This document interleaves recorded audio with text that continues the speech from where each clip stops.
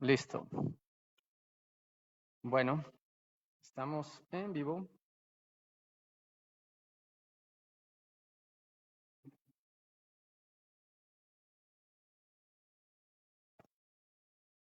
Excelente. El día de hoy tenemos una nueva presentación para el Laboratorio de Tecnociencias del Centro de Estudios Críticos en Cultura Contemporánea, el CECRITIC de la Universidad Autónoma de Querétaro. El día de hoy contamos con la presencia del doctor Jorge Vélez Vega. Él actualmente cursa el programa postdoctoral de la Universidad Nacional Autónoma de México en la Facultad de Ciencias, Departamento de Biología Evolutiva, coordinado por el doctor Ricardo Noguera Solano. El título de su proyecto de investigación es Biotecnogénesis, Antropogénesis, Biotecnologías y Posthumanismo. Es doctorado en filosofía de la Universidad Nacional Autónoma de México y el título de su tesis fue El triunfo epocal de la SOE, hacia una crítica de la racionalidad biopolítica. Su maestría fue en filosofía en la UNAM también y el título de su tesis fue La producción animal, consideraciones desde el biopoder. Actualmente es colaborador del Cuerpo Académico de Estudios Interdisciplinarios en Modos de Vida, Capitalismo y Medio Ambiente de la Facultad de Filosofía de la UAC. Así que, sin más presentación, le dejamos la voz al doctor Jorge Vélez.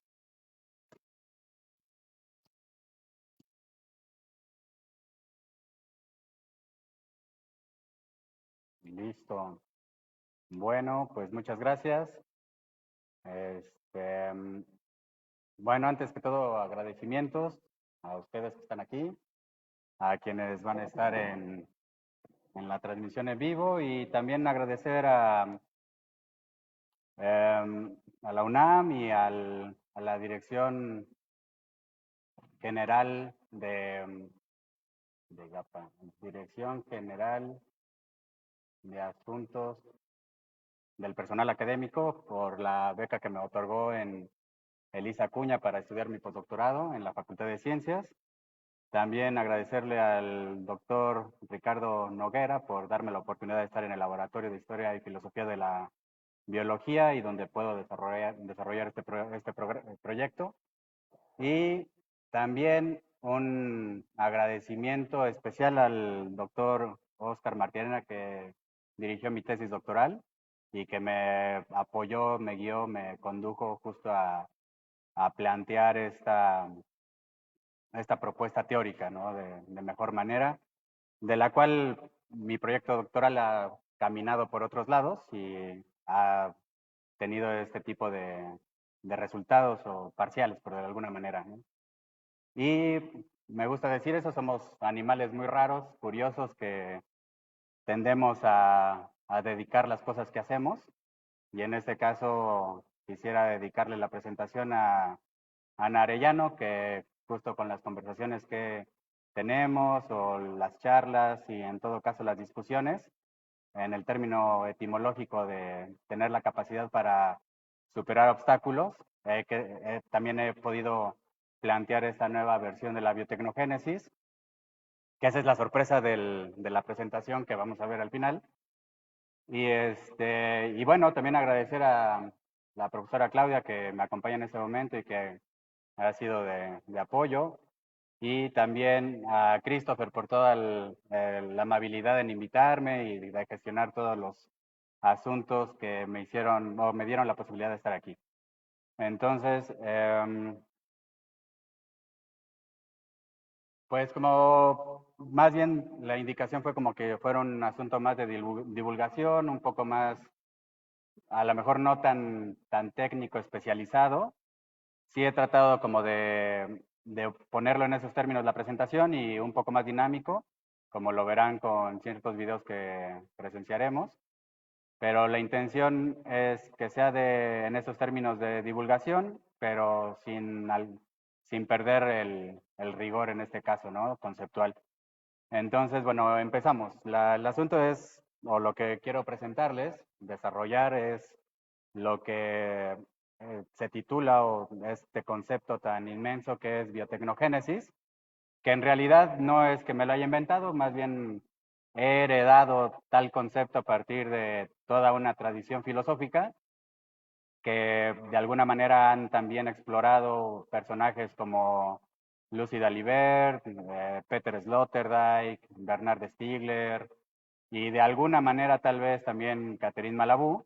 Entonces parte de mi desarrollo pues tiene que ver con esas influencias y esa herencia histórica, filosófica, que de alguna manera he tratado también de integrar en mis propios análisis y a partir de las propias reflexiones que he hecho, que se darán cuenta, tiene que ver con una transición entre la biopolítica a la biopoética. Entonces, cómo esa realidad biotecnogenética nos podría dar apertura para pensar y de alguna manera habitar el mundo que hemos configurado de otras formas, ¿no? Entonces, lo primero como introducción, ya saben, como si vieron Matrix, bueno, pues es el momento de enchufarnos, ¿no? Y justo es empezar con esta idea, ¿no? Si recuerdan la película, sobre todo la primera es como tratar de plantear el asunto de que los seres humanos crearon máquinas, pero curiosamente por su propia relación planetaria no se dieron cuenta de que a la vez estaban acabando con el medio ambiente, ¿no? Y estas máquinas que se alimentaban con el sol, al dar cuenta de que el cielo ya estaba quemado, por decirlo de alguna manera, entonces tienen que encontrar una nueva fuente de energía y la encuentran justamente en los cuerpos humanos y esa relación, al menos en principio, es los seres humanos dominaron las máquinas, pero ante la catástrofe ambiental, las máquinas terminan dominando a los seres humanos, entonces simplemente como que se cambió la balanza de la dominación y entonces lo que avanza es como todo este problema de cómo vencer a las máquinas, cómo hacer sobrevivir a los seres humanos, etcétera. Pero la imagen que más me gusta como de toda esa parte de Matrix es sobre todo un evento en el cual me parece que es en Matrix 3, donde Neo tiene esta charla con una de esas personalidades viejas y sabias que integran el consejo y le dice, bueno, acompáñame al cuarto de máquinas, ¿no? Siempre me gusta estar ahí porque normalmente no duermo mucho. Y van al cuarto de máquinas y tienen esta como discusión tan profunda, pero que a la vez se ve como tan nimia o fuera de sentido, pero que lo importante es eso, ¿no? Le dice, mira, tienes que ver esa máquina, ¿no? No sé qué es lo que haga, no sé cómo funcione, ¿no? Pero sé que su finalidad es eh, procesar, filtrar, ¿no? El agua para que se vuelva a purificar y podamos beber de ella. Sin esa máquina, prácticamente nos morimos, ¿no? No tendríamos agua que beber, ¿no? Entonces, esa idea de, parece que entonces las máquinas no son tan malas y que más bien nos pueden ayudar a sobrevivir, es la imagen que hay que recuperar o que mantener de esta idea de Matrix, ¿no? Porque más bien es un asunto de que las máquinas también tienen esta posibilidad colaborativa, ¿no? Y que no solamente se tiene que pensar en términos de una dominación enteramente violenta, ¿no? Y también de las máquinas hacia los seres humanos. Entonces, eso por un lado. Ahora, la cuestión para pasar de un ambiente de ciencia ficción catastrófica, apocalíptica, ¿no? De entera dominación de las máquinas, veamos este pequeño video, que bueno, tenemos problemas con el audio aquí, no sé si se escuche en el en vivo, ojalá que sí.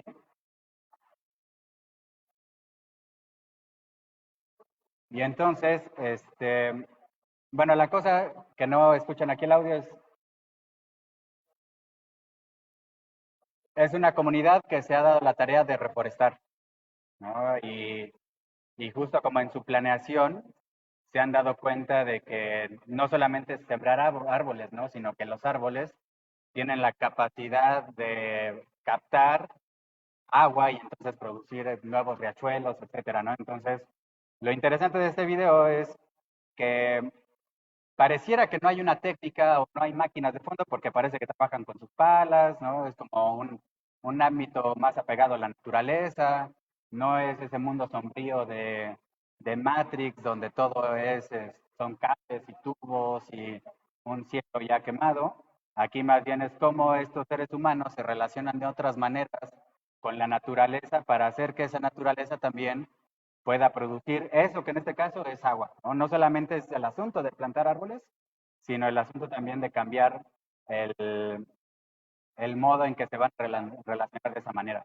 Ahora, lo interesante de este video es que al final una de las personas pues justamente dice prácticamente lo mismo de otros términos o en otra manera que la película de Matrix, ¿no? Dice, si no tenemos esa máquina que nos ayuda a procesar el agua, pues nos morimos, ¿no? Y justo este video termina en esa idea, ¿no? De este señor que dice lo mismo, ¿no? Si no tenemos esto, entonces nos morimos, ¿no? Los seres humanos no pueden vivir si no es con agua, ¿no? Entonces, desde la ciencia ficción atravesada por todo el ámbito apocalíptico, a esta idea de que estamos en el problema del calentamiento global, de la contaminación, etcétera, etcétera, se pueden hacer cosas justamente para tener estas nuevas relaciones entre los seres humanos y la naturaleza, atravesados por ciertas técnicas, que eso es lo importante, ¿no? De no obviarlas, no invisibilizarlas, no darlas por sentado, sino que son importantes para justo lograr esto, ¿no? Entonces, en este caso, es tratar de pensar, o que en estas dos comparativas de la ciencia ficción con este hecho muy cotidiano de relacionarte con la naturaleza de otro modo, nos da como ya un panorama de decisión, por decirlo de alguna manera, ¿no? Que tenemos que esperar la catástrofe o el apocalipsis para entonces hacer algo y entonces acabar en un mundo desierto, por decirlo en algún sentido, o podemos hacer este tipo de cosas en nuestro mundo cotidiano que nos pueden incitar a hacer, o tener otros resultados, ¿no? Y otro tipo de prácticas, ¿no? Y de relaciones con la naturaleza o con la vida en general. Entonces, bueno, como con ese previo, habría que entender esta relación entre vida, técnica, que en todo caso es el concepto que le vamos a llamar biotécnica, ¿no? Y bueno, normalmente asumimos que cuando se dice bio, pues es todo esto, ¿no? Ecosistemas, plantas, hongos, virus de alguna manera, porque no sabemos si están vivos, ¿no? Los seres humanos, incluso hasta los factores abióticos, que de alguna manera se tienen que relacionar con la vida, las bacterias, los animales o los ecosistemas en general. Pero aquí la condición es como que tendríamos que entender históricamente que ese bio tiene como toda una tradición histórico-filosófica en la que más bien se decía bios como una forma de vida plenamente, por decirlo de alguna manera, humana, en la medida en que no solamente se reduce a la vida biológica o a la vida enteramente animal, sino que en todo caso tiene que ver con esa vida que además le da de alguna manera una configuración al mundo, ¿no? Eso es más o menos lo que entendía el mundo griego con el término bios. Entonces parece que los seres humanos, en tanto que hacen cosas, pueden generar su bios, a diferencia de solamente dejar esa vida animal o la vida natural o la vida biológica a un lado. Pero curiosamente, a partir de la modernidad, esa idea de bios, de lo propiamente humano, ¿no? Más bien cuando se habla de vida, se habla ya en una horizontalidad, por decirlo de alguna manera. Cuando se dice biología, ya no se dice solamente, es el bios de lo humano, ¿no? Cuando ya se dice biología, se habla ya de plantas, animales, etcétera, etcétera, ¿no? Entonces, en este caso, vamos a entender ya el bio, no tanto ya como el bios, que en todo caso es muy humano, sino el bio que se constituye por todas estas entidades, ¿no? Que incluso podríamos decir hasta no vivas como los virus, ¿no? Entonces, en ese sentido es que entendemos el bio de la biotecnogénesis, ¿no? Ahora, con tecnogénesis vamos a entender estas dos cosas.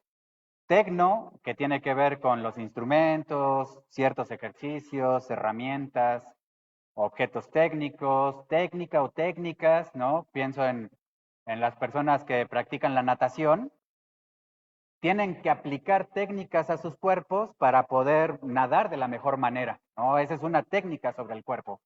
Entonces, o tecnologías como ya propiamente muy contemporáneas para decir, es que esto es tecnología porque tiene internet, porque usa electricidad, a diferencia de entender la mesa que no tiene wifi, que no tiene internet, que no usa electricidad, pero que en algún sentido es una tecnología primitiva, ¿no? Es una tecnología entre otras tantas, como todo en lo que estamos aquí envueltos, por decirlo de alguna manera, ¿no? Y también la cuestión de los artefactos, y venía pensando que habría que agregar también toda la cuestión de las prótesis, ¿no? Esto es una prótesis, la ropa que traemos es una prótesis, entonces toda la realidad prostética también está dentro de lo técnico, ¿no? Ahora, la Génesis, que si leyeron el Antiguo Testamento, pues ahí se dice Génesis, ¿no? Que se puede entender como origen, principio, pero que en este caso lo vamos a entender como proceso de formación. Ajá, entonces esta génesis no está olvidada en el origen de los tiempos, perdida ahí en los miles de millones de años que tiene la evolución de los seres humanos, ¿no? Que tuvo esas relaciones entre neandertales, Homo sapiens, ¿no? Y el ancestro común que tienen, etcétera, sino más bien que este proceso de formación se está dando a cada instante, en cada momento, en este preciso momento, ¿no? Incluso se hacen ese tipo de juegos, ¿no? En condiciones de que hablo, no solamente es que ya tenga este lenguaje articulado, ¿no? Con lo cual supuestamente me doy a entender y demás, sino que más bien en tanto que hablo estoy recordando ese momento, digamos, genético del lenguaje en el cual se da el proceso de formación hasta incluso del balbuceo, ¿no?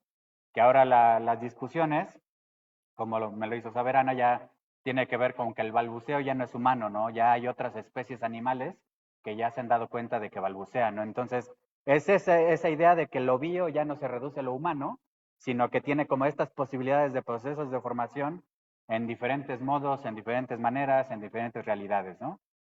Ahora, si tenemos esta idea de lo bio, ¿no? Y se mezcla en términos tecnogenéticos, es que el bio y todo lo que tenga que ver, plantas, hongos, bacterias, virus, ecosistemas en general y demás, entonces también tiene que entrar en ese proceso de formación, ajá, para no asumir de alguna manera ya la naturaleza enteramente prístina y frente a los seres humanos que todo lo vuelven artificial y demás, ¿no? Y de ahí, ¿no? Se desprende en esta idea tecnogenética que más bien hay una antropogénesis, ¿no? En este sentido, los seres humanos somos resultados tecnogenéticos. Es decir, antes de que solamente seamos pura naturaleza o pura biología o pura genética, como se podría decir actualmente, más bien somos resultados técnicos. A la vez que todo lo que hacemos nos produce o nos pone en este proceso de formación que no es una línea, digamos, homogénea, ¿no? Sino más bien es contextual y en cada momento se están dando estos procesos de formación y en todo caso se está dando esta antropogénesis en cada instante, ¿no? Y entonces les decía, bueno, si ya no solamente se trata de hablar de los seres humanos dentro del lo bio, de ahí que la propuesta entonces ya no sea solo hablar de antropogénesis, sino más bien ya de una biotecnogénesis donde prácticamente todo está en ese proceso de formación. Ajá, que tiene sus relaciones con la técnica misma, ¿no? Entonces, por ejemplo, un caso de biotecnogénesis, pues de alguna manera han sido las modificaciones a partir de la selección artificial, o si se quiere de los entrenamientos, o si se quiere de los ejercicios, que hicieron pasar, por ejemplo, del ancestro común llamado lobo, por decirlo de alguna manera, a todas las variantes de perros, ¿no? Y sobre todo en términos contemporáneos, cómo es que también los perros ya entran en esta selección genética para poder hacer una raza muy específica con ciertas cualidades, ¿no? Con ciertas capacidades y demás, ¿no? Entonces, este es un caso particular de una biotecnogénesis donde ya no es solamente el ser humano, no solamente es la técnica, sino cómo nos relacionamos con esa parte del bio que tiene que ver con un animal específico. Ahora, si tenemos que ver a la cuestión del ancestro en común, veamos este caso, ¿no? El lobo mexicano se extinguió, dice, ¿no? Pero por todo un programa de rehabilitación y de primero tenerlos en cautiverio, entrenar a los lobos, ¿no? Someterlos a ciertos ejercicios para que puedan volver a seguir cazando y teniendo sus comportamientos naturales, es que puede regresar a su hábitat natural, pero solamente por esa, por de alguna manera decirlo, por esa biotecnogénesis, ¿no? En este caso. Si no, no lo logran, parece, ¿no? Y entonces estarían estos lobos o estos ejemplares estarían expuestos otra vez al borde de la extinción, si no tuvieran ese acompañamiento.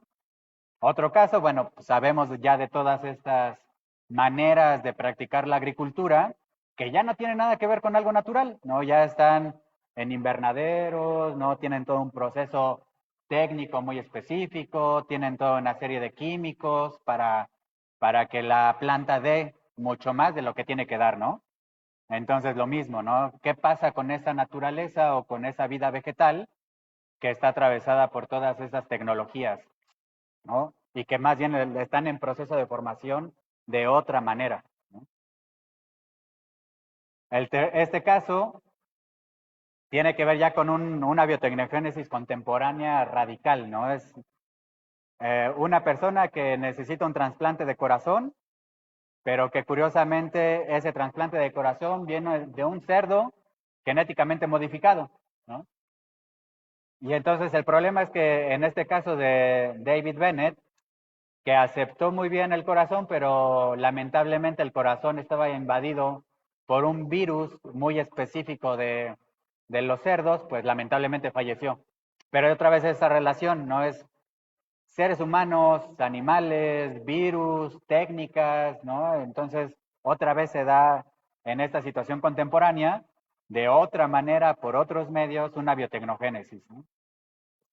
Y digamos, este caso muy particular que nos tocó vivir en 2020, 2021, de alguna manera el 22, que es toda la cuestión de las vacunas, ¿no? Es cómo es que nos relacionamos con un virus, ¿no? Que también tiene que ver con esa intención o con esa relación biotecnogenética. No solamente es que simplemente nos aisláramos del virus para que el virus tuviera su existencia afuera, sino que tuvimos que tener esa posibilidad también biotecnológica y demás de hacer vacunas con fragmentos del virus que nos tuvieron que inocular para que nuestro cuerpo, digo, nuestro sistema inmune pudiera soportar una enfermedad que de alguna manera era mortífera, ¿no? En su momento. Entonces, estos son casos de, o lo que yo trato de entender como una biotecnogénesis ya contemporánea, ¿no? Es como la relación entre todo eso que llamamos bio se mezcla de alguna manera con toda la tecnología y cómo tienen esos procesos de formación de múltiples maneras, de múltiples formas y de múltiples modos, ¿no? Ahora, dentro de todas esas, de todos esos ejemplos, por decirlo de alguna manera, de la biotecnogénesis, que ojo, no trato de decir que esto tiene que abarcar todo, ¿no? Solo pienso que hay casos que se pueden explicar a través de eso, ¿vale? Y dentro de esos casos que a mí me gustan mucho y que fue a lo que dirigí toda mi tesis, y para decir la biotecnogénesis contemporánea se actualiza más bien a través de esto, por el hecho de la regeneración, ¿no? Y esto es una mezcla entre Sloterdijk y Malabú, ¿no? El caso de los ajolotes. Entonces, en este caso, tenemos estos animales fantásticos llamado ajolote, o el axolotl, o el monstruo de agua, o como le quieran llamar, que curiosamente se había entendido que era una especie, ¿no? Terminada, por decirlo de alguna manera, pero cuando le aplicaron, bueno, hubo toda una historia con el axolotl, ¿no? O con el ajolote, que se llevaron ejemplares a Francia para tenerlos ahí en los museos naturales, y curiosamente porque cambió todo el pH del agua y todas las condiciones ambientales, el ajolote mutó a ser una salamandra, ¿no? Entonces, ese es como un caso específico porque viene toda una crisis en esos términos de, pero espera, ¿qué no el ajolote era una especie terminada, una especie madura? Pues no, se dieron cuenta de que más bien el ajolote era una entidad que se resistía, por decirlo de alguna manera, a su estado maduro, ¿no? Entonces, ese ejemplo del ajolote le ha servido a, digamos, en términos de reflexión filosófica, entender también lo que los seres humanos de alguna manera son o podrían ser, ¿no? Es decir, los seres humanos podrían ser como los ajolotes, que nos resistimos o esas entidades en su historia evolutiva, con el fenómeno de la neotenia, se resistieron a su forma madura, es decir, a que nos convirtiéramos en grandes simios, por de alguna manera, ¿no? Que viene con todo un proceso de selección natural, de selección artificial, porque la cultura parece que juega un papel muy importante en la evolución humana. Y entonces lo que da cuenta es eso, es que no somos especies terminadas, sino que más bien, o en el caso de los seres humanos, que no alcanzamos la madurez, sino que siempre nos mantenemos en ese estado perpetuo de infancia, ¿no? Eso es como más o menos lo que Agamben argumenta, ¿no? Nos mantenemos en esa posibilidad siempre abierta a nunca clausurar, por decirlo de alguna manera, todas nuestras posibilidades, ¿no? Entonces, bueno, curiosamente ese momento del ajolote no solamente va acompañado con esta posibilidad de que se pudo transformar en salamandra, sino que fue un caso como inaudito y que lo sometieron a un montón de experimentos para saber cómo es que se transformaba, ¿no? Y entonces lo mutilaron, le quitaron las branquias, ¿no? Lo sometían a una violencia extrema y curiosamente no se dieron cuenta cómo pasaba, ¿no? Hasta que un día o un buen día o un mal día se le aplicaron hormona tiroidea, es decir, una biotecnología muy específica, muy particular, y entonces mutó justo en una salamandra mayor, ¿no? Entonces, de ahí que la pregunta si Agamben puede afirmar que de alguna manera los seres humanos son como los ajolotes, pues más bien yo diría que más bien los seres humanos son como esa salamandra que mutó por medios biotecnológicos, ¿no? Entonces, en este caso parece que los seres humanos, más que ser solamente ajolotes, somos entidades biotecnológicamente producidas o que nos han puesto en esos procesos de formación. Entonces, ahora el ajolote ha tenido como el resguardo, resguardo en el sentido de que están en laboratorios, donde están en investigación, porque la perspectiva, digamos, más fantástica de este animal no es solamente que se transformara en salamandra, sino que tiene el caso específico de que le puedes cortar un miembro, ¿no? Puedes mutilar casi la totalidad de su espina dorsal, más de la mitad de su cerebro, y se pueden regenerar, ¿no? Es decir, pueden regenerar su cerebro, su espina dorsal o cualquier miembro, ¿no? Entonces, en este caso es como este ajolote, ¿no? Como dice ahí en la pequeña notita, que se ve, ¿no? Científicas mexicanos arrojan luz sobre cómo el ajolote regenera sus tejidos, ¿no? Pero vean, ¿no? Tiene que ver con esta posibilidad de las células madre, que son totipotente, pluripotentes, ¿no? Que tienen la posibilidad de desespecializarse y tener como otras especializaciones, ¿no? Entonces, a lo mejor pueden ser células de piel, pero cuando viene un corte en el miembro, ¿no? O en la mano, cuando necesitan regenerarse, esa célula muy particular de piel se desespecializa a tal grado que se vuelve o puede volverse una célula de fibra muscular, ¿no? Entonces, eso es lo que hace un poco la célula madre, que puede desespecializarse y tener esta multi o pluripotencia de convertirse en cualquier o especializarse en cualquier otra función celular. Entonces, de ahí que tecnología y células madre, otra vez, ¿no? Biotecno, entren ahora en esta novedad del tiempo que tiene que ver con la medicina regenerativa, que digamos en términos de Malabú es algo que estaba en animales, por decirlo de alguna manera, ancestrales o primitivos, como la salamandra, como los ajolotes, ¿no? O como los pulpos, hasta donde sé, creo que también que se regeneran. Eh, y que de alguna manera los mamíferos, como los seres humanos, han ido perdiendo esa posibilidad o esa capacidad regenerativa, tienen de alguna manera algo, un espectro de esa regeneración, pero no es como que podamos regenerar, que me corto la mano ahorita, me voy a dormir 2 meses y mi mano aparece otra vez como si nada, ¿no? No, más bien aquí la cuestión es que los mamíferos, como para no tener como ese gasto de energía tan brutal, porque necesitan hacer otras cosas, ¿no? Perdieron esa regeneración. Ajá. Entonces, en este caso, ahora el motivo fundamental es, como lo dice Malabú, es que los seres humanos, con sus tecnologías, pudieron recuperar una memoria ancestral de animales, de otros animales. Y entonces ahora resulta que los seres humanos, por la aplicación de toda esta medicina regenerativa, es que pueden justamente regenerar sus órganos, sus tejidos, ¿no? Incluso hasta sus condiciones neuronales, ¿no? Hasta donde se sabe de alguna manera. Y que, bueno, digamos que en algún sentido el comienzo de esta medicina, pues va a tener su proyección, ¿no? Y hasta donde sé por J. Iriart, que escribe este libro sobre el ajolote, da esta como noticia, ¿no? Ahora, curiosamente, ¿no? La parte del ejército de Estados Unidos, la parte dedicada a tratar, digamos, a las personas que vienen con daños graves de la guerra, ¿no? Ha estado invirtiendo millones y millones y millones de dólares en este caso específico de la regeneración, para que si cualquier persona que venga, que participó en su ejército y fue mutilado por una explosión de una granada o qué sé yo, pues le puedan regenerar la parte perdida, ¿no? Entonces, este es un caso que para mí me resulta más novedoso en términos de la regeneración, ¿no?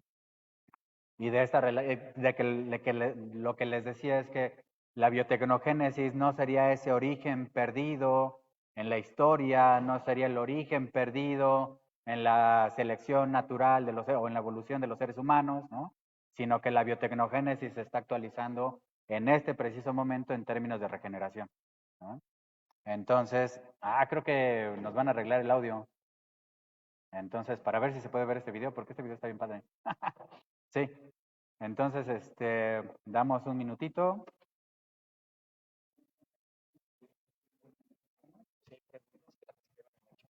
Muy bien. Si me acaban de informar que si tienen preguntas, pueden hacerlas por el chat y no sé, supongo que tú me las compartes. Vale. O no sé si tengan problemas de audio o si esté bien la transmisión. Bien, perfecto.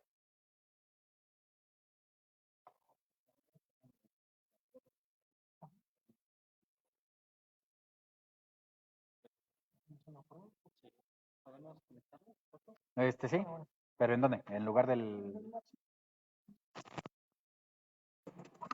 A ver. ¿Verdad?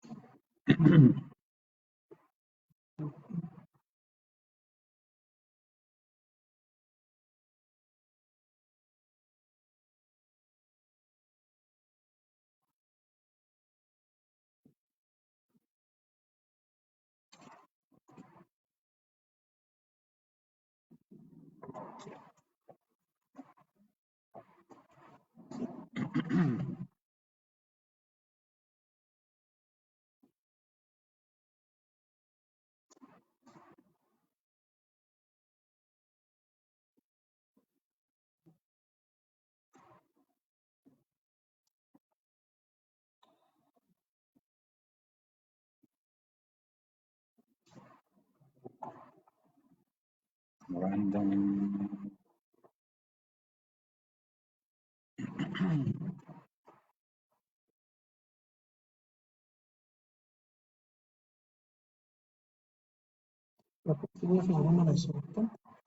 Sí, está.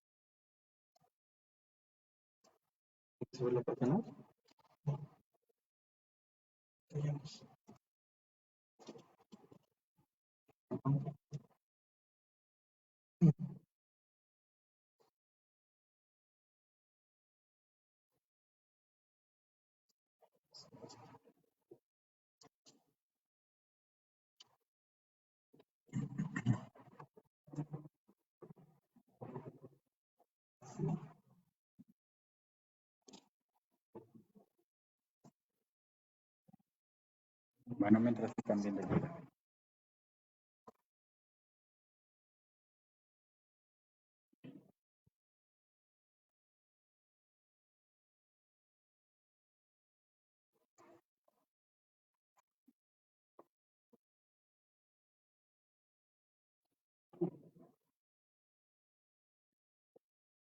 ¿Mm? Así que dice, se escucha.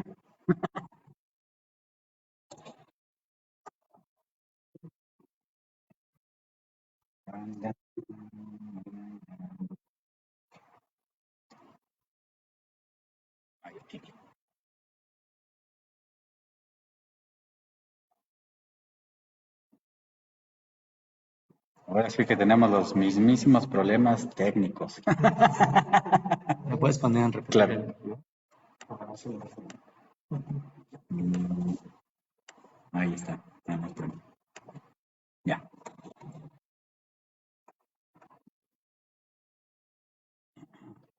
No agarren aire para que se despierten.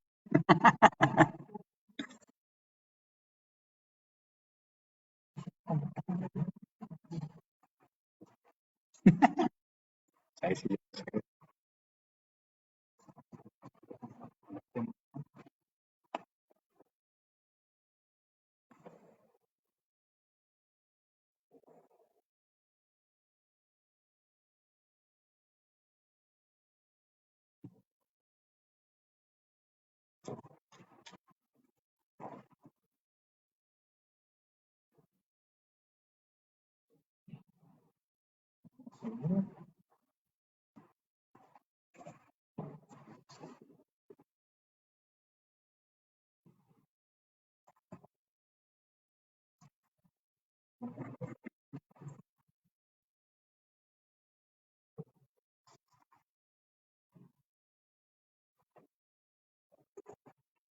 O sea, con los clics.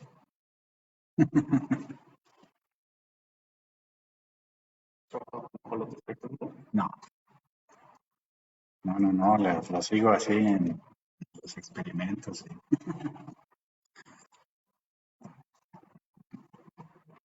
No sé si en la UNAM, pero en el CIMBESTAB de Zapotenco. Órale.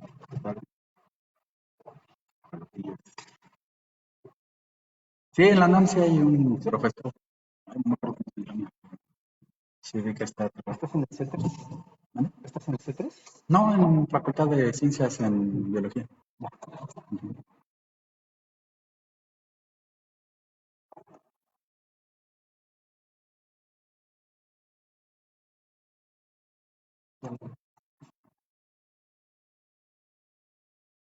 Mm.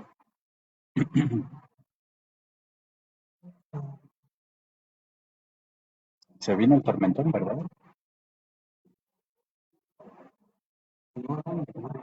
Sí, no, pues ya le seguimos. Bueno, vean el video en su casa porque... O sea, en vivo sí se está escuchando, ¿no? Bueno, sí se escucha. Bueno, seguramente ya lo vieron, entonces podemos arrancar. Sí, porque si no se escucha, pues sí.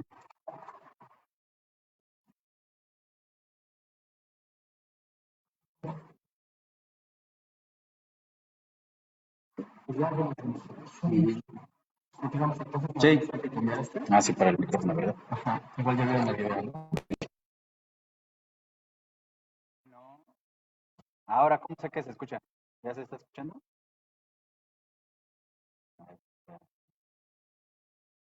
Bueno. Entonces, bueno, ahora de la cuestión de la biotécnica, que tenemos estas relaciones biotecnogénesis, vamos a cambiar, a pasar a esta estructura, entonces del biopoder, ¿no? Esta es la... Y el biopoder, pues normalmente, como lo planteó Foucault, tiene que ver con biopolítica, biohistoria, y la novedad aquí es de que vamos a hacer el malabar, por decirlo de alguna manera, de pensar una biopoética. Entonces, en términos generales, y aquí ya es un poco, decía, de esta, sí, divulgación, pero como el rigor conceptual, bueno, tiene que ver con el biopoder. El biopoder, en términos generales, va a ser muy rápido, pero es tal como lo plantea Foucault.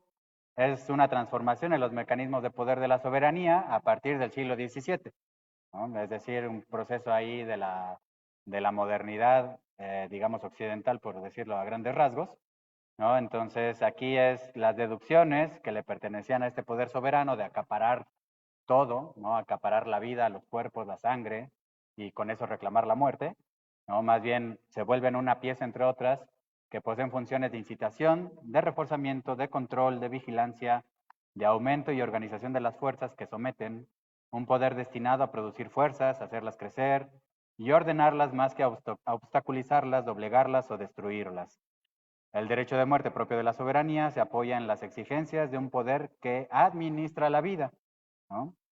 De ahí que el IMSS y todo el ISSSTE y todas estas cosas que se encarguen de administrar, ¿no? Como lo vivimos en la pandemia, ¿no? Que todos los días saliera el director de López-Gatell, ¿no? De epidemiología o no me acuerdo de qué era, ¿no? Que estuviera todos los días diciendo, no, es que tienen que usar el cubrebocas. Ah, no, que siempre no, porque no sirve. No, que siempre sí, ¿no? Pero usen este gel y distanciamiento social y, ¿no? Están administrando la vida, en este caso de la población mexicana, ¿no? Pero en parte planetaria sí fue en algún sentido, ¿no?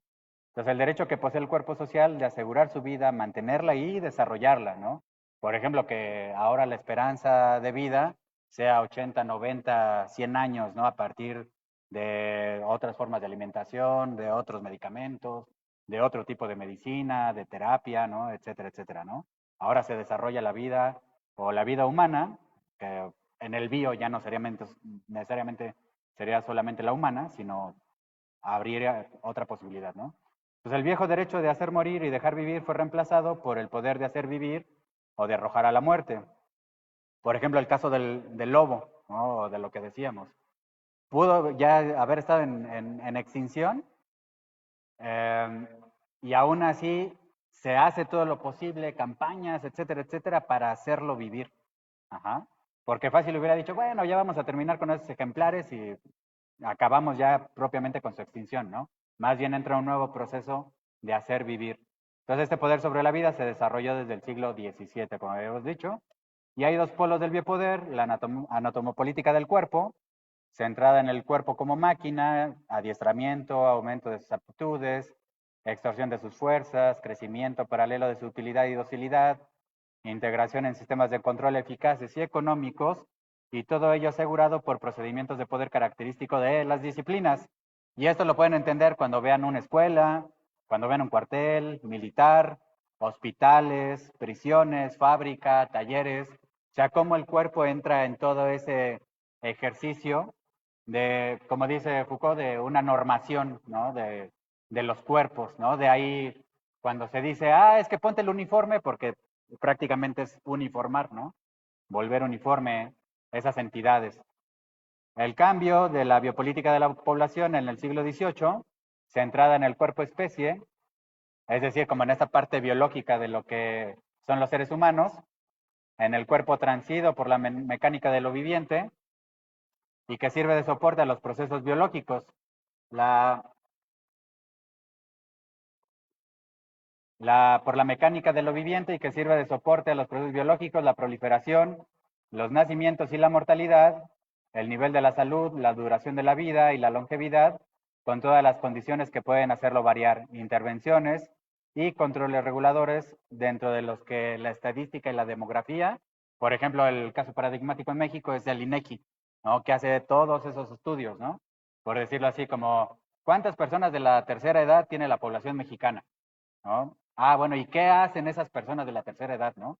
Ah, no tienen trabajo, viven en situación de calle, tienen trabajos precarios, ¿no? Pero sirven para hacer ese control de población y en todo caso visibilizar de alguna manera esos sectores de la población, ¿no? Entonces, en términos generales, como dice Foucault, dice el establecimiento durante la Edad Clásica de esa gran tecnología de doble faz, anatómica y biológica, individualizante y especificante, vuelta hacia las realizaciones del cuerpo y atenta a los procesos de la vida, caracteriza un poder cuya más alta función desde entonces no es ya quizá la de matar, sino la de invadir la vida enteramente, ¿no? Entonces, de ahí que, como decíamos, el caso de los ajolotes, ¿no? Ya invadieron tanto su vida que ahora ya se sabe que su regeneración está dada por esta existencia de células madre, ¿no?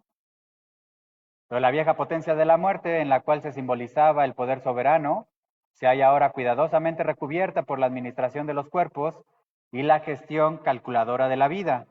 Desarrollo rápido durante la edad clásica de diversas disciplinas en las escuelas, los colegios, los cuarteles, los talleres, aparición también en el campo de las prácticas políticas y las observaciones económicas de los problemas de natalidad, longevidad, salud pública, vivienda, migración, explosión pues de técnicas diversas, técnica y poder, ¿no? Y numerosas para obtener la sujeción de los cuerpos y el control de las poblaciones. Entonces, de ahí que la biopolítica, pues sea eso, ¿no? Una definición que hace Foucault es lo que hace entrar a la vida y sus mecanismos en el dominio de los cálculos explícitos y convierte al saber poder en un agente de transformación de la vida humana. Entonces, si pensamos que este nuevo asunto de la biotecnogénesis, que nos da la particularidad de que ahora los seres humanos, por vías biotecnológicas, pueden regenerar sus cuerpos, está dada por esta particularidad, ¿no? La relación entre el ejercicio de poder sobre estos cuerpos en términos de la biología, ¿no? Es decir, o acompañada con este saber biológico, ha transformado la vida en estos asuntos de la regeneración. Y lo que dice Foucault es que en esa implicación donde, digamos, de alguna manera, vida e historia estaban de alguna manera escindidas, ¿no? En el momento de la biohistoria, a partir de este biopoder que nace, es que vida e historia se interfieren mutuamente. Ajá, y más bien encuentran maneras de interferirse, y de ahí que diga lo siguiente Foucault, ¿no? Los movimientos de la vida y los procesos de la historia se interfieren mutuamente. Entonces, ya sea que la historia interfiera la vida, como que la vida interfiera la historia. Y tengo que decirlo de alguna manera, esto me ha parecido muy enigmático en esta parte de Foucault, pero he tratado de alguna manera como de encontrar el ejemplo, ¿no? Para poder entender cómo vida e historia ahora se modifican, ¿no? Se interfieren mutuamente. Y pensaba justo como en el término de la pandemia, ¿no? Que una de las explicaciones que se dieron fue que los seres humanos han modificado tanto el ambiente que hicieron que ciertos murciélagos migraran o se movieran, se desplazaran de sus ambientes y entonces cambian sus hábitos, ¿no? De alimentación y se encuentran con un animal que parece que fue la vinculación del pangolini, y el pangolini entonces fue el animal que llevó el virus a los mercados, bueno, en tanto que los seres humanos agarran al animal, se lo comen y ahí se infectaron, ¿no? Entonces, ¿cómo ese proceso de vida, dado por la historia de los mismos seres humanos, se interfieren a tal manera que dio como efecto algo brutal, ¿no? Algo, parece que inédito en la historia de los seres humanos en los términos globales, ¿no? De una pandemia por un virus, ¿no? Entonces, de alguna manera, entonces, ahora, para dar el cambio a una biopoética, pensando en estas definiciones, incluso antañas, pero que parece que siguen gobernando la mente de los seres humanos contemporáneos, es que la naturaleza no imita el arte, sino que éste imita la naturaleza y existe para ayudar y para completar las deficiencias de la naturaleza. Ajá. Bueno, obviamente, por arte también se refiere a técnica, tecnología, etcétera, ¿no? Pero parece que es eso, la naturaleza es algo que necesita ayuda y es algo que requiere o que ontológicamente es deficiente, ¿no? De ahí que el arte o la técnica pues entre a no solo a imitarla, sino a mejorarla en algún sentido, ¿no? Entonces ahora, de esta idea, para pasar un poco a la biopoética, pues más bien se trataría de diseñar y planear a futuro no solo la vida y la historia, sino los términos en los que se puede realizar la interferencia entre ellas, ¿no? Entonces, pensemos en el primer caso no de Matrix, sino el caso de este pueblo de Viborillas, que justo como a partir de toda la explosión del problema del calentamiento global, viene esta nueva relación con la naturaleza que parece que va a interferir de otra manera con la vida, pero que justamente puede como remediar, ¿no? En algún sentido, y ahorita vamos a matizar eso más adelante, puede matizar la misma relación que tienen los seres humanos con la naturaleza, ¿no? Entonces, se trata de diseñar y planear a futuro la interferencia entre estas dos entidades, vida e historia, ¿no?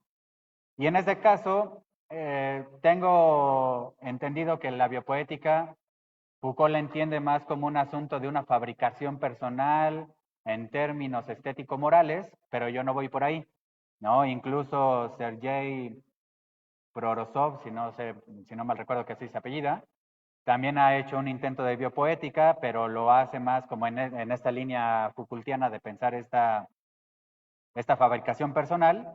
Y hay otro intento de Julieta, que ahí sí se me olvidó el apellido, que también hace una biopoética, pero más bien como en términos de la relación con la escritura y la relación consigo, ¿no? Entonces, aquí más bien vamos a entender la biopoética un poco como lo dice Aristóteles, que dice, ¿no? La historia dice las cosas tal como pasaron, ¿no? Es decir, hacer historia es eso, ¿no? En 1900 tantos pasó esto, ¿no?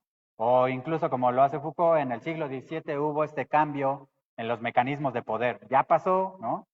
Y justo hay que decir que pasaron de tal manera, ¿no?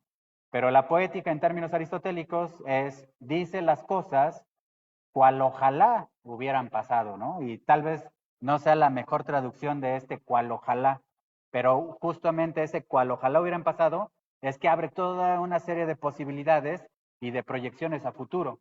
Entonces, esta biopoética tendría que ver no con negar la biohistoria, porque sería más bien como un asunto es el nuevo concepto que de alguna manera supera el anterior, que en todo caso es la biohistoria, pero que a la vez lo integra, ¿no? Entonces lo supera y lo integra, y en este caso la biopoética puede decir lo que pasó, pero también lo que ojalá hubiera pasado, ¿no?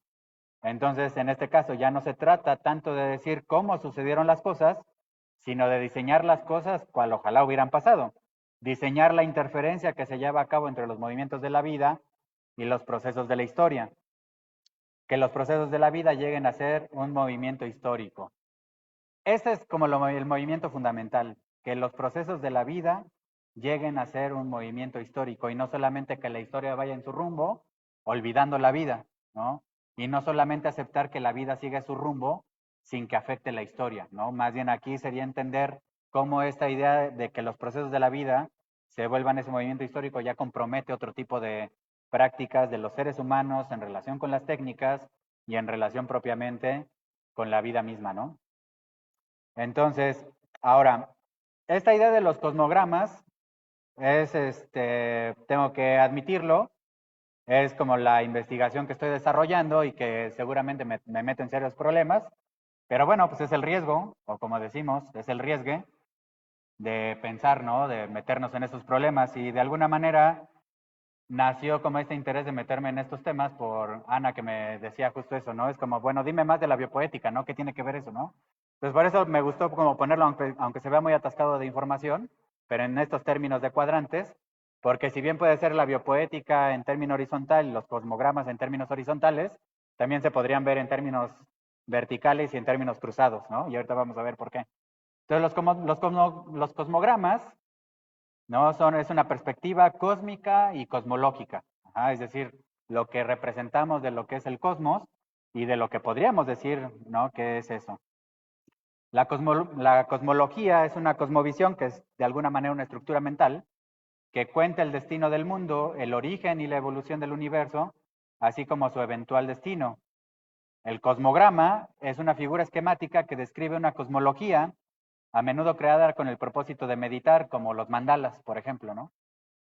Y quien acuña o usa este término es John Tresch y define los cosmogramas, que son prácticas de creación de mundos visuales, revelan imaginarios de orden caos, futuro origen, así como relatan hacia dónde vamos y de dónde venimos, dan forma a imaginarios del futuro, de la Tierra, del universo en su totalidad. Y las cosmologías son cosmologías materiales que ponen el escenario para contactos culturales de diferentes maneras, ¿no? Entonces, en este caso, dice John Tresch, ¿no? En términos de los cosmogramas, habría que entender primero que un cosmos se puede volver un objeto y un objeto puede ser un cosmos en sí mismo, ¿no? Entonces, vamos a entender ahora la relación, ¿no? Y ahora sí, ¿no? Viene el cambio, ¿no? Vida y poética, es decir, una biopoética. Y en este caso es el cosmograma biopoético que se me ocurrió, este, que traté de diseñar para pensar esta biopoética de otra manera. Y es eso lo que hemos visto, ¿no? Biotecnogénesis, sus relaciones con el biopoder y que podría ser todo ese despliegue de la biopolítica, de la biohistoria, de la biopoética, vinculada a este asunto de la regeneración y cómo esto tiene la relación íntima con la Tierra, el mundo y de alguna manera el cosmos, ¿no? Entonces, en este sentido, podríamos entender toda la biotecnogénesis en Matrix, que tiene que ver con todo este mundo, ¿no? Este cosmos devastado, ¿no? Pero también podríamos entender ese cosmos, ese mundo, esa tierra, en el caso de Viborillas, ¿no? Cómo se relacionan de otra manera en sus términos con los árboles, con el agua, con la naturaleza, ¿no? Ahora la cuestión es que podríamos entender la biotecnogénesis en términos regenerativos y un biopoder que no solamente instrumentaliza, que domina, que somete a la Tierra, al mundo, al cosmos, sino más bien un biopoder que puede producirse de otra manera en términos positivos, afirmativos en esa relación. Y en este caso, pues también, ¿no? Cómo se vinculan o cómo podrían ser dimensiones enteramente separadas, pero que podríamos ver cómo convergen, ¿no? Y se mezclan, ¿no? En este caso. Entonces podría hablar de una regeneración de la Tierra, un biopoder en términos biotecnogenéticos, una regeneración en términos de biopoder, etcétera, etcétera, ¿no? Y bueno, en estos términos biopoéticos, ya como para ir cerrando, eh, siempre me ha interesado mucho esta imagen, aunque nunca he sabido cómo explotarla en términos reflexivos teóricos, hasta esta ocasión, ¿no? Y es una persona que está armando un rompecabezas, ¿no? Y bueno, más allá de que yo tenga la afición de los rompecabezas, porque siempre he hecho esa relación como de en la filosofía me rompo la cabeza pensando y los rompecabezas te rompen la cabeza de otra manera, ¿no? Y esta fotografía es de Richard Billingham, que es intitulada de 1995. Entonces, una de sus descripciones que más me llamó la atención, pero es eso, ¿no? Vean este ser humano, por decirlo de alguna manera, con su vinculación técnica, es decir, el rompecabezas en sí mismo es una técnica más dentro de otras, ¿no? Pero vamos a ver la importancia de eso en una vida, por decirlo de alguna manera, ¿no? Y una de las descripciones que se hicieron de esta foto es el estampado irregular del vestido de la mujer se hace eco de la complejidad del rompecabezas que tiene ante sí. Todas las piezas se encajarán finalmente para formar una figura completa que será tan claramente identificable como la palabra sky, escrita en la cajetilla de cigarros azul que está allá hasta el lado izquierdo, ¿no? Y justo, ¿no? La idea podría ser que la solución del rompecabezas significa recomponer vidas hechas añicos, ¿no? Como en este caso, pensar Matrix, ¿no? ¿Cómo recomponer ese mundo, esa tierra, ese cosmos, hecho añicos por el problema de la contaminación planetaria, etcétera, ¿no? La otra descripción que me pareció más sugerente incluso, ¿no? Esta imagen muestra a la madre de Billingham sentada en el sofá haciendo un rompecabezas. Está estudiando la caja atentamente y parece perderse en el rompecabezas, casi como si estuviera tratando de excluir todo lo demás. Es una forma de escapar de su propia vida, ¿no? Dice. Las piezas del rompecabezas de la caja se pierden en los colores brillantes y el estampado del vestido que lleva. Esto podría mostrar cómo el rompecabezas representa su propia vida, ¿no? Como si estuviera en esta vida, ¿no? Como separada en piezas, deshecha, hecha añicos, ¿no? Que ella está reconstruyendo las piezas y tratando de arreglarlo. La imagen en sí es bastante oscura y mal iluminada, lo que refleja la pobreza de la familia. Bueno, aquí cabe destacar que el esposo, y en todo caso el padre de Richard, alcohólico, violento, tal, ¿no? Entonces, este recomponer vidas, este reconstruir, este tratar de arreglarlo, pues parece que está mediado por esa relación técnica muy específica con el rompecabezas, ¿no? Entonces, ¿cómo una vida se puede recomponer de alguna manera? O como podríamos decir en estos términos, en este término de regeneración, en términos de una vida que tiene que ver con eso, ¿no? Y en este caso siempre me ha parecido como excepcional esta cita de Lewis Carroll, ¿no? En Alice's Adventures in Wonderland, que la pongo en inglés porque en español siempre me falla como la traducción, ¿no? Es como en algo muy específico que les voy a decir, ¿no? Entonces, dice algo así como, qué extraño todo es hoy, ¿no? Ayer las cosas eran de manera usual, ¿no? Y me pregunto si yo he cambiado en la noche. A ver, déjame pensar, ¿no? Era la misma cuando yo desperté esta mañana, o me di cuenta de eso. Casi pienso que puedo recordar el sentimiento de ser un poco diferente.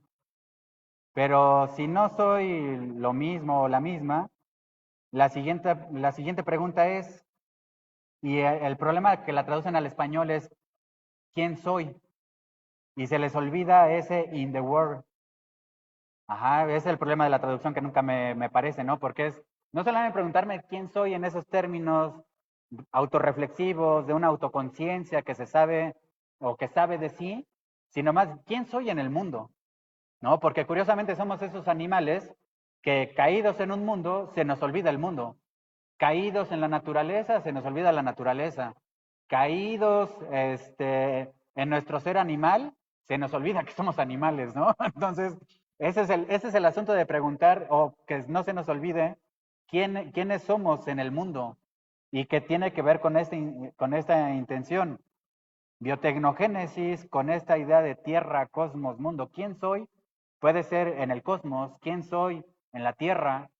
¿Quién soy en el mundo? ¿Vale?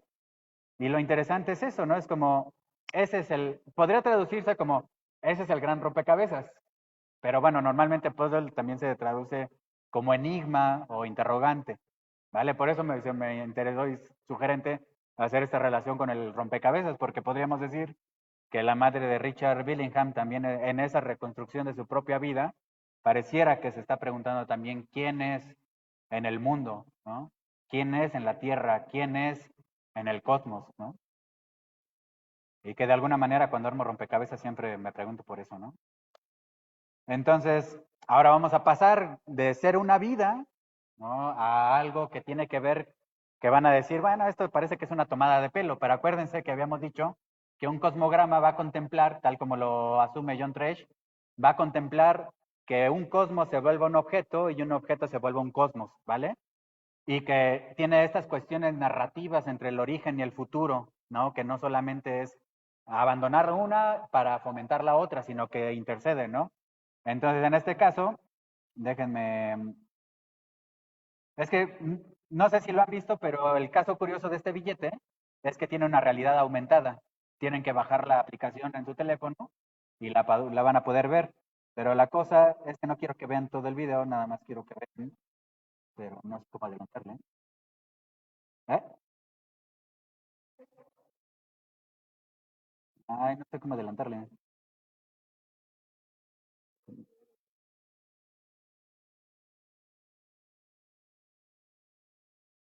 Ay, no, no puedo.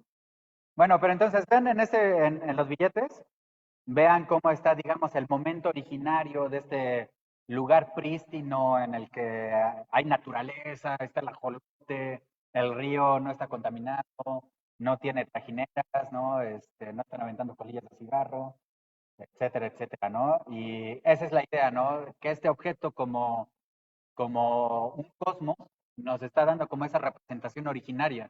Pero ahora la pregunta es, ¿acaso no podemos pensar que esa representación originaria, en el mismo sentido del caso de Viborillas, nos pueda dar esa impresión de que podríamos tener eso también, ¿no? Es decir, no vimos el otro video como a detalle, pero es justo como el rescate o la conservación de los ajolotes parece que ya no tiene que ver con su propio ambiente, ¿no? Sino que más bien hay que construirles, hay que rehabilitarles, ¿no? Un tanto como el caso de la madre de Billingham con el rompecabezas, ¿no? Esa vida hecha añicos, ese ambiente hecho añicos parece que hay que restablecerlo de alguna otra manera, ¿no? Entonces, no sé cómo, aunque la cosa es que al revés. ¿Mande? Bueno, si no, véanlo en su casa también. ¿Puedes ponerlo y me contesta una de las preguntas en lo que corre? Bueno, ajá, vale.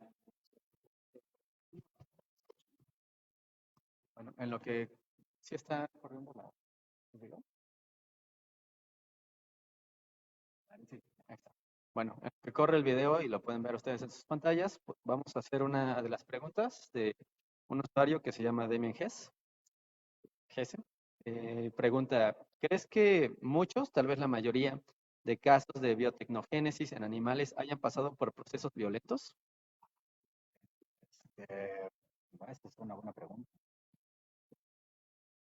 No, no sé, no creo.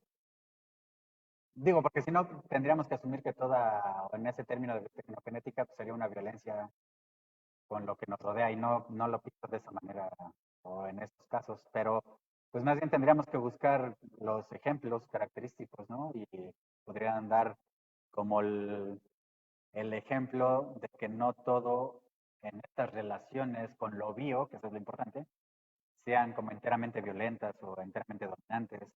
Y más bien como lo asumía en el caso de Matrix, y que más pienso como en esos términos de que la tecnología... Ah, bueno, eso es lo que les decía, ahí está la realidad aumentada, ¿no?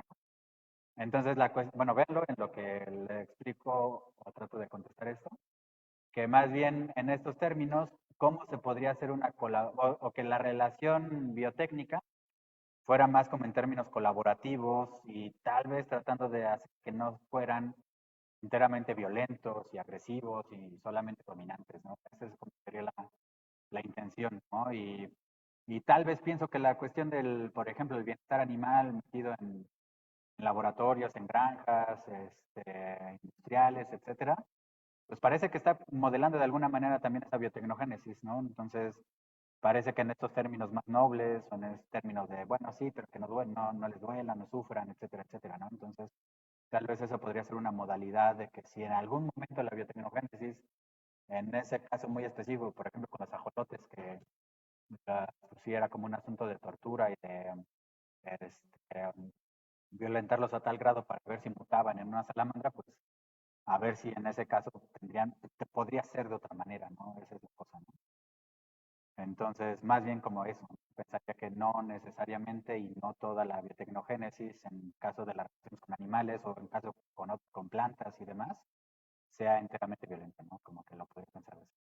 Bueno, entonces la realidad aumentada, les decía, este, tiene que ver el objeto, el cosmos como un objeto, el objeto como un cosmos, ¿no? Entonces, en este caso, vean, ¿no? Lo tenemos a la mano, realmente no le prestamos atención. Y vaya, no es como que el Banco de México esté pensando en que, oh, no, ahora que ven los ajolotes en su realidad aumentada, va a cambiar su forma de vivir, ¿no?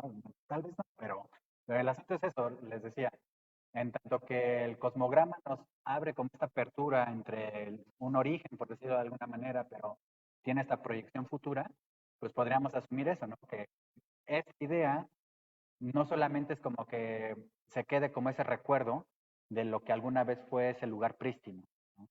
Como también podríamos decir que solamente tendríamos que aceptar en términos de futuro la realidad radical de Matrix y su mundo devastado, ¿no? Sino más bien es como a partir de este cosmograma, muy particular, muy concreto, podríamos pensar hacer de nuestro mundo algo que se parezca, ¿no? Y en este sentido, una biopoética que se encargue de modular esas interferencias vida-historia para poder hacer algo que se asemeje, ¿no? No que sea igual, no que sea idéntico. Y entonces ya para terminar, vimos cómo una vida se puede arreglar por de alguna manera que se ha hecho añicos, ¿no? A partir de una relación técnica muy específica, aún, por decirlo de alguna manera, un ecosistema, ¿no? Que podríamos pensar que se podría hacer de otra forma. Y el caso más drástico de lo que tenemos hoy en los cosmogramas, que es esto, ¿no? Que son los reportes del calentamiento global. Y tenemos esta idea de que el planeta es eso, ¿no? De que ahora lo que nos queda por vivir es que ese color se vaya intensificando, que ese color se vuelva cada vez más rojo y que parece que ya estamos en el precipicio donde ya no va a haber vuelta atrás, ¿no? Entonces, si una vida se puede arreglar, si un ecosistema se podría arreglar en esos términos biotecnogenéticos, biopoder, regeneración, tierra, cosmos, planeta, pues cómo podríamos llegar a que esa imagen que se volvió tan popular cuando se le tomó la fotografía desde el espacio, se veía así, ¿no? Y ese, digamos, de alguna manera, esa era nuestra casa, ¿no? Tan prístina. Y como de algo que está enteramente rojo pasó a ser enteramente azul. Digo, de algo que era azul pasó a ser naranja rojo. Y ahora, ¿cómo podríamos hacer para que no aceptemos? Porque pensándolo de esa manera, ese planeta rojo podría ser el de Matrix, ¿no? En esa ciencia ficción, ¿no? Y entonces, ¿cómo podríamos hacer para que se recuperara este azul prístino, por decirlo así? Y no porque sea prístino, sino porque pudiera, en el asunto biotecnogenético, ¿cómo podríamos en este caso regenerar al planeta, ¿no? Entonces, de ahí, este caso, por ejemplo, lo expone Birgit Schneider en Burning Worlds of Cartography, a Critical Approach to Climate Cosmograms of the Anthropocene, ¿no? Entonces dice, y ya con esto cerraría, ¿no? Lo que podría señalar una lectura cosmogramática y cultural de las imágenes científicas.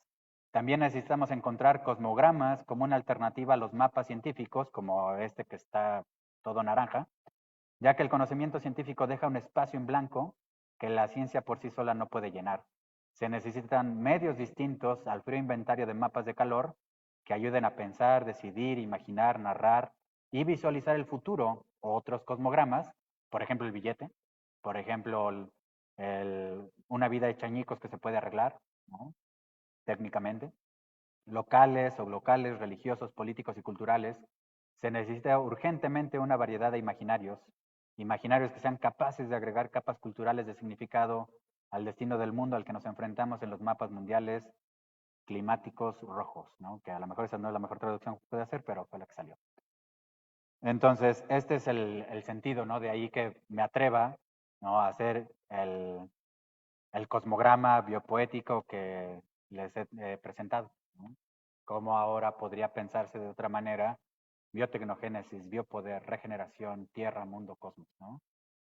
Entonces, llegado a este punto, nos desconectamos.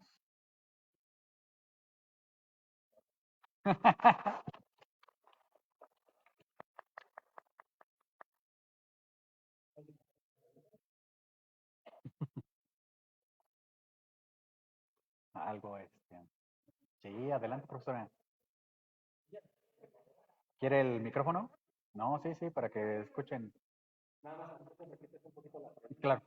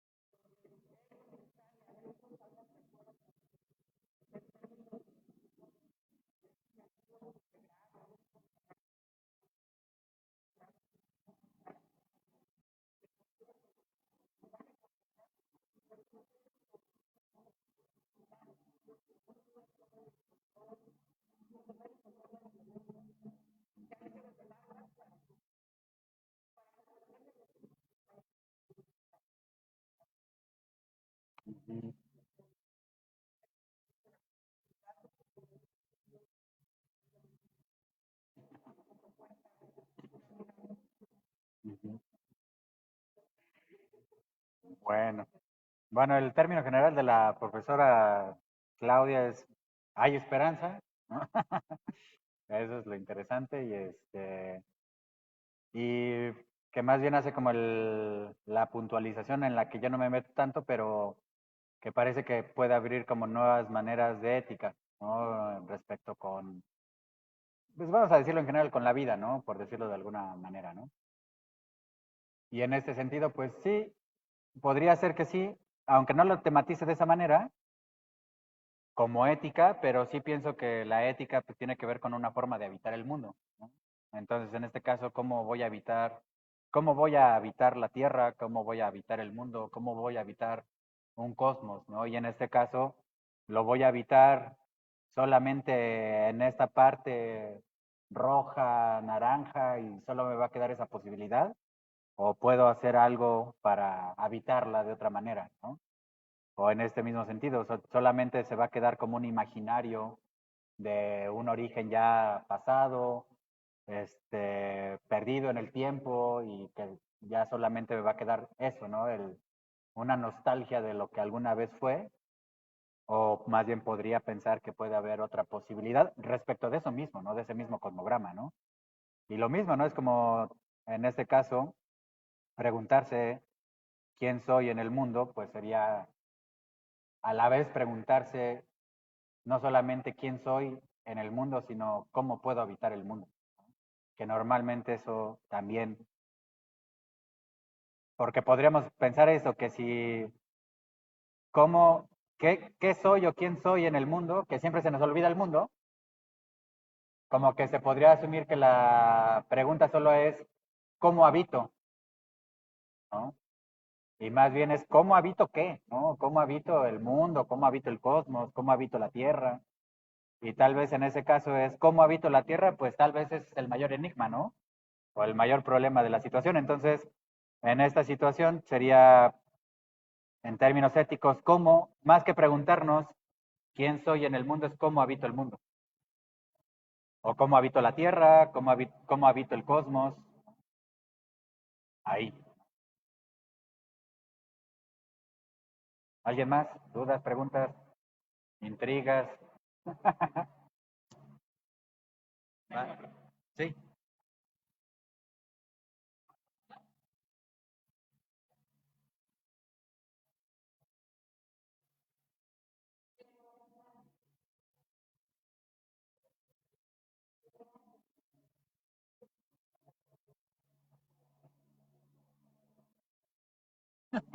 Nos cayó el helicóptero.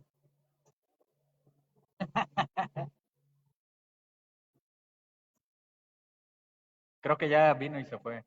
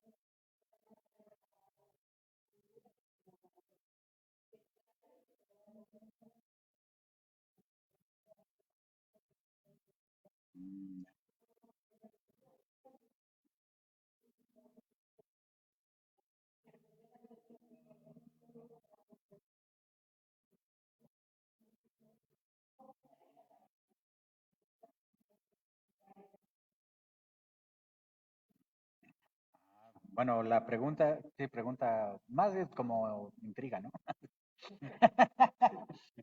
¿Cómo, cómo hacer como de esto, por decirlo de alguna manera tan abstracto, hacerlo más como inteligible para las demás personas? Bueno, pues ese yo creo que es el asunto, ¿no? Es como, em, al inicio pensaba que era como en este mundo griego que se daban como los misterios eleusinos, que entrabas a que la divinidad te hablara, ¿no? Pero que era el contacto de tu mundo con el inframundo para ver esa realidad tan espeluznante y salir al mundo otra vez como con ganas de vivirlo de otra manera, ¿no? Entonces, como que ese sentido de pensar que esta idea de la biotecnogénesis o explicarlo de esta manera, fuera como eso, no solamente que nos llenáramos de conceptos, ¿no? Sino más bien de cómo podríamos eso, ¿no? Llenarnos como de cierta alegría por vivir de otra manera esto, ¿no? La Tierra, el mundo, el cosmos, ¿no? Entonces, en este caso, ¿cómo hacerlo que esto llegue a otras personas? Bueno, pues yo creo que, por decirlo de alguna manera, ¿no? Mi labor está hecha, en el sentido de que ya pude, o sea, en el sentido de que ya hice una comunicación y que en este caso, si fue de su interés o ven este gesto de esperanza o de ciertas posibilidades a futuro, pues tengan como también el criterio como pues decir, ah, bueno, a ver, voy a explorar un poco más esto, cómo lo puedo llevar a mi vida cotidiana, cómo lo puedo pensar en lo que estoy haciendo, en tanto mis estudios, en tanto mis investigaciones o en esto mismo, ¿no? Mis relaciones con la Tierra, con el mundo, con el cosmos, que no me implican solamente a mí, ¿no? Sino que un poco ese Foucault tardío que asumía que toda relación que tengo conmigo también es una relación con las demás personas, ¿no? Pero que a la vez es una relación con el mundo mismo, ¿no? Pues en este caso, o sea, cómo me compromete a decirlo de alguna manera, a relacionarme con esas tres esferas, ¿no? Una vez que he escuchado todo esto, ¿no? Es como, sí, la pregunta es complicado porque son términos o conceptos muy cargados, ¿no? ¿No? Y por eso les decía, pues sí tiene que ver con un asunto de divulgación, aunque no vamos a perder la rigurosidad, pero como vamos a hipervelocidad, pues también no puedo tener como el tiempo para detenerme en todo el aspecto, ¿no? Entonces, en este caso, me gusta siempre apelar a pues, ese criterio de que, digámoslo así, como muy Sócrates, ¿no? Fui el tabano que ya les picó y que ahora pues van a apelar a su curiosidad de estudiante, ¿no? ¿No? De su curiosidad estudiantil para que se muevan también a buscar esas, que a lo mejor no es esto, ¿no? Pero a buscar otras alternativas, otras posibilidades, ¿no? Y que traten de pensar de otra manera también sus relaciones, ¿no? Con la Tierra, el mundo, el cosmos, etcétera, ¿no? Y que de alguna manera es como mi propuesta, mi apuesta, ¿no? De hacer como un pequeño cambio en el juego de la verdad, ¿no? Porque ese juego de la verdad que tenemos es calentamiento global, tal, ¿no? En el 2030, si no detenemos el calentamiento global, la sobrepoblación, pues ya hay una cuenta regresiva para los seres humanos y muchas especies, ¿no? No solamente en ese bio, ¿no?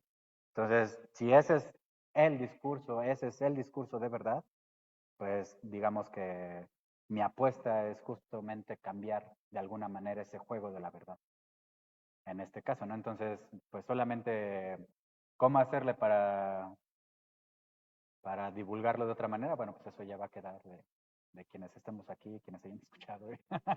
Y claro, hacer los intentos para también transmitirlo de otras maneras, ¿no?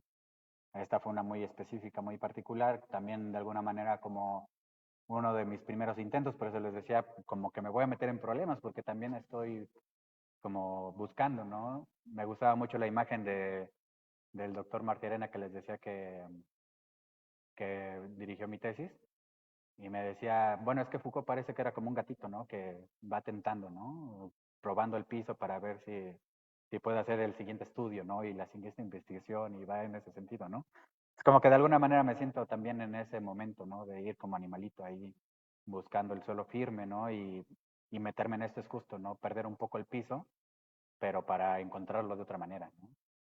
Entonces, ¿cómo lo podemos hacer para que se vuelva más accesible y demás? Bueno, pues a sus maneras, ¿no? En sus formas, en sus modos, ¿no? La mía, este, a lo mejor con cierto gesto de que sea lamentable es que pues por medio del concepto, ¿no? Porque me he dedicado a estas cosas, ¿no? Pero habrá otras maneras, ¿no? Y esas las tendrán que encontrar ustedes si es lo que les interesa, si es lo que les importa o si es que algo se les ha movido ahí en su propio mundo, ¿no?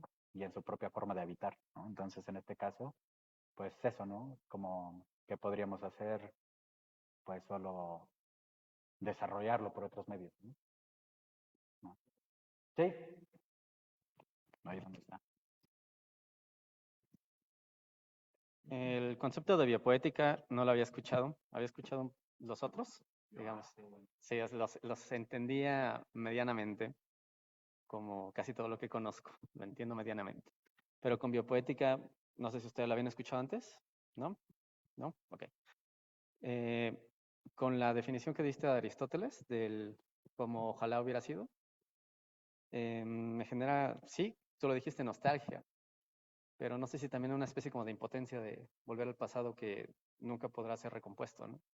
Y pensé un poco en la película Mr. Nobody, en donde hay tres vidas del mismo personaje. El mismo personaje tiene tres vidas con tres personas diferentes, y en cada una de esas tres vidas llega a un mismo final en donde entiendo perfectamente esa posibilidad de ojalá hubiera sido de otra manera en la literatura, pero en un mundo no literario, en donde podemos ser ficciones, pero somos ficciones que no pueden volver a la ficción que construyeron, ¿cómo vivir con esa impotencia de no, ojalá que no va a poder ser?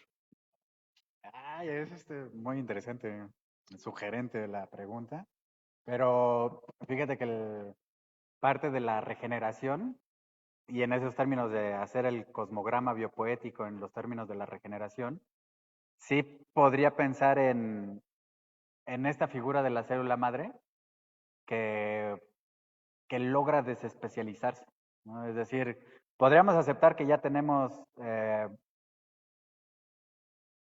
una suerte como de herencia, de tradición, de lo que nos han dicho que somos, ¿no? Pero justamente y que eso como que nos plantea ya un telos, ¿no? Una finalidad, ¿no?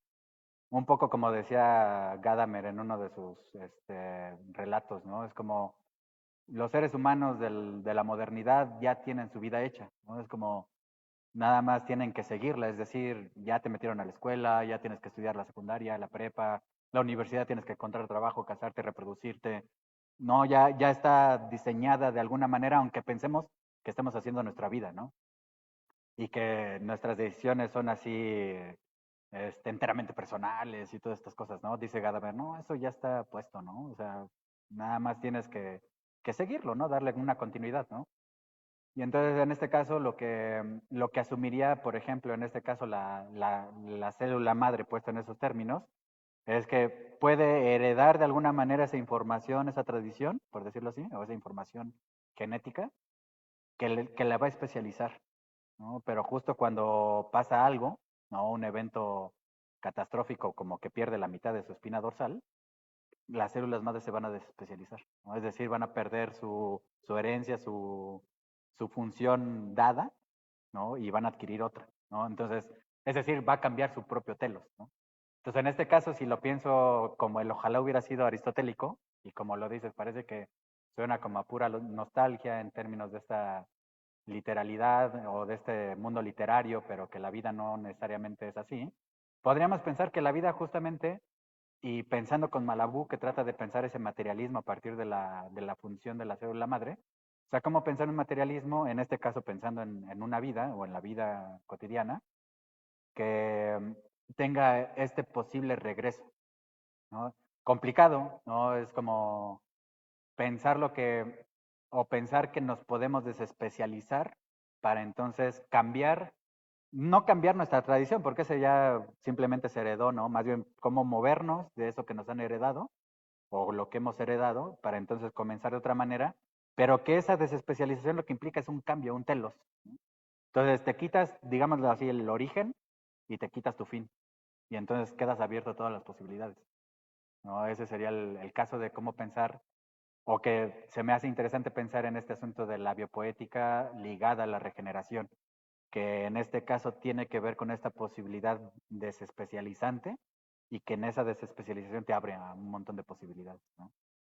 Y ahí me parece que está el ojalá hubiera sido así, ¿no? Lo pensaría como de esa manera, ¿no? No, ¿de qué? No, está muy sugerente porque da como para justo tematizarlo en unas futuras indagaciones, ¿no? Hacer como tematizar esa parte que es muy enigmático también, esa parte aristotélica, ¿no? Del ojalá hubiera sido, pero que curiosamente la poética, y al menos como la piensa Heidegger, es que eso, ¿no? La poética configura mundos de otra manera, ¿no? ¿no? Entonces, en este caso podría abrirse otra posibilidad, ¿no? En términos poéticos. Sí.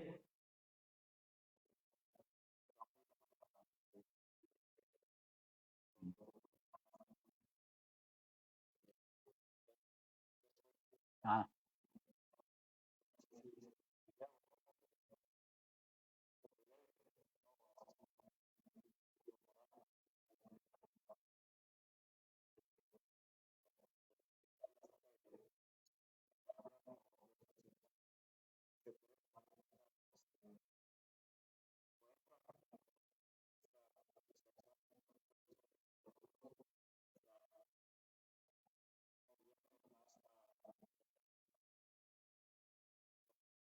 Ujú,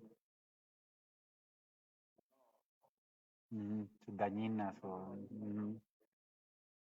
Eso es interesante porque justo, o sea, en este caso, ¿no? Si aceptáramos el telos en el que de alguna manera estamos caídos y que ya nos puso la fecha del 2030, ¿no? Es como, parece, entonces podríamos simplemente seguirlo, ¿no? Y vivir como vivimos y aceptarlo y de alguna manera, como alguna vez dijo Oswald Spengler, ¿no? Es como en Technics and Man, que dice, pues parece que ante como la catástrofe que se ha creado con la técnica, ¿no? Pareciera que solamente tenemos que estar como esos soldados esos soldados de Pompeya, que cuando explotó el volcán, ¿no? Eran tan buenos soldados que les dijeron, pues tú no te mueves, ¿no? Y no se movieron, ¿no?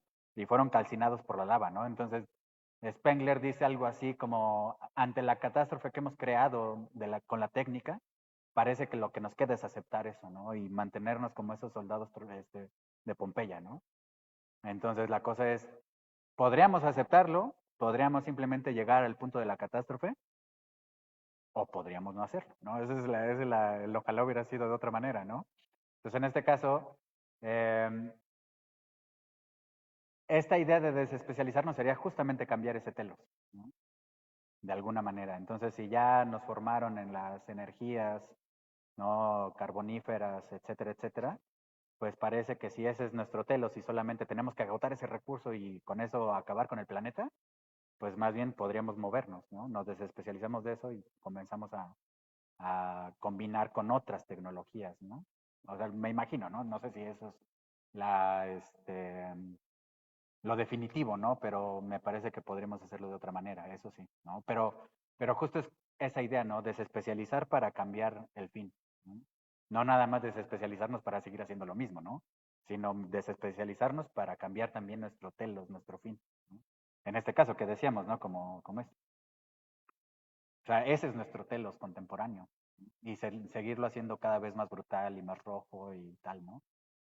Y necesariamente lo tenemos que aceptar o podríamos pensar que esa es la nueva imagen a la que podríamos llegar, ¿no? Pero es cambiar nuestro telos, ¿no? De alguna manera. Ujú. Sí, más o menos.